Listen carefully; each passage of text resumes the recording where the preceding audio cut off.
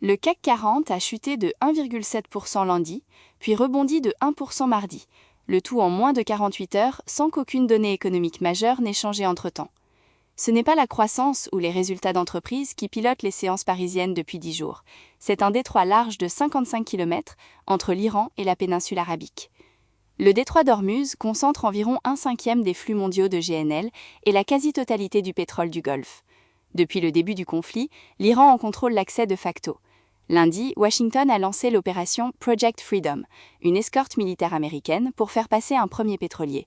La réaction de Téhéran était immédiate. Regain de tension, frappe reprise, trafic maritime toujours bloqué. L'opération censée rassurer les marchés a eu l'effet inverse. Ce qui rend la situation difficile à arbitrer pour les investisseurs, c'est la double nature du signal. Chaque avancée diplomatique américaine est lue à la fois comme un espoir de réouverture et comme un risque d'escalade. Les analystes d'Engie Energy Scan l'ont formulé directement. Tant qu'aucun accord de paix formel n'est signé entre Washington et Téhéran, le marché ne peut pas adopter de dynamique franchement baissière sur le pétrole. Le brut a terminé la séance de mardi en hausse. Le gaz naturel européen sur le hub TTF oscillait autour de 47,82 € par mégawattheure, en légère baisse, mais loin de se détendre vraiment. Le rebond du CAC 40 à 8030 points reste fragile. 38 des 40 valeurs de l'indice étaient dans le vert, mais les volumes ne traduisent pas de conviction. Le marché attend une clarification sur Hormuz qui ne vient pas, et cette attente elle-même a un coût. La même guerre qui maintient le pétrole élevé est en train de forcer la main de la Banque centrale européenne. C'est le lien que les marchés commencent à intégrer, mais dont les implications complètes ne sont pas encore dans les cours.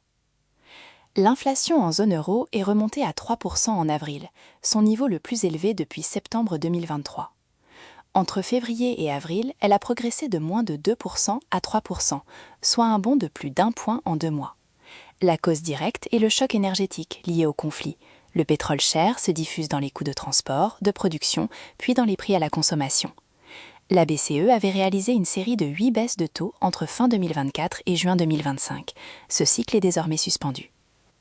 Joachim Nagel, président de la Bundesbank et l'un des membres les plus influents du Conseil des gouverneurs, a déclaré à Francfort que si les perspectives d'inflation ne s'améliorent pas sensiblement d'ici juin, il plaidera pour une hausse des taux directeurs. Peter Casimir, gouverneur de la Banque nationale de Slovaquie, est allé plus loin. Dans une tribune publiée lundi, il a écrit qu'un resserrement monétaire en juin est pratiquement inévitable. Ce serait la première hausse depuis septembre 2023. Le paradoxe est réel. Hausser les taux en période de choc énergétique, c'est risquer d'étouffer une économie déjà ralentie par les prix élevés. La BCE se retrouve face à un dilemme stagflationniste classique. Christine Lagarde a reconnu que la question d'un relèvement avait été débattue lors de la dernière réunion, sans aboutir. Les marchés anticipent désormais entre 2 et 3 hausses d'ici fin 2026.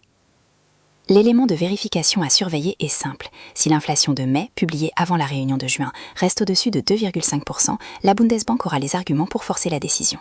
En dessous de 2%, le statu quo reste possible. Le seuil de 2,5% est la ligne de partage entre deux trajectoires monétaires très différentes pour la seconde moitié de l'année. La pression sur la BCE rejoint une tension plus immédiate sur le sol français, les prix à la pompe. Les deux dynamiques partagent la même origine, le pétrole cher, mais leurs sorties de crise sont structurellement incompatibles. Le Cornu a annoncé mardi que le gouvernement va changer d'échelle et d'ampleur sur les dispositifs de soutien au carburant dès la semaine prochaine. Les aides actuelles, en place depuis le 27 mars et déjà révisées le 21 avril, sont jugées insuffisantes. Parallèlement, le PDG de Total Energies, Patrick Pouyanné, a prévenu « Si le gouvernement instaure une taxe sur les superprofits, le groupe ne maintiendra pas son plafonnement volontaire des prix à la pompe. Cette menace est directe, supprimer le plafond signifie que les prix français s'alignent sur les niveaux de marché, qui sont actuellement les plus élevés depuis 2022. » Exception notable dans ce dossier, le gouverneur de la Banque de France, François Villeroy de Gallois, a été explicite lundi. « Nous n'avons plus d'argent pour des mesures générales. La France affiche un déficit budgétaire de 42,9 milliards d'euros à fin mars. Des mesures générales de soutien au carburant aggraveraient ce déficit, dans un contexte où la BCE pourrait relever ses taux, ce qui augmenterait le coût de refinancement de la dette française. L'impasse est structurelle, le gouvernement a besoin de Total Energies pour maintenir des prix contenus, mais ne peut pas taxer ses profits sans que le groupe retire son accord volontaire. Il ne peut pas non plus subventionner massivement sans dégrader des finances publiques déjà sous tension.